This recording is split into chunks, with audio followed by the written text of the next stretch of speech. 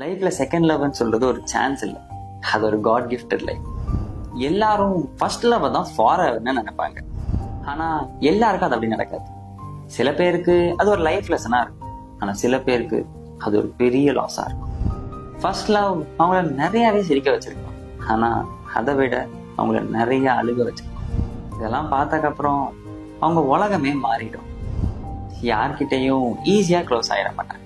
அப்படியே க்ளோஸ் ஆனாலும் எங்க இதுவும் போயிடும்னு பயந்து லவ் மேல நம்பிக்கையே இல்லாம இருப்பாங்க. ஆனா லைஃப்ல ஒரு நேரம் வரும், நீங்க தேடி போகாத விஷயம் உங்களை தேடி வரும். ஆனா இந்த வாட்டி பெரிய ப்ராமிசஸ் இல்லை, ஃபேக் எஃபர்ட்ஸும். ஆனா உங்களுக்கு தேவைப்படுற நேரத்துல கூடவே இருப்பாங்க.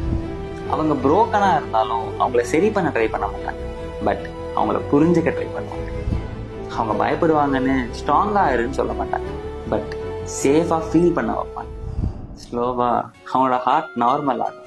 ஆனா இந்த டைம் லவ்வை விட பீஸ் தான் அதிகமா இருக்கும்.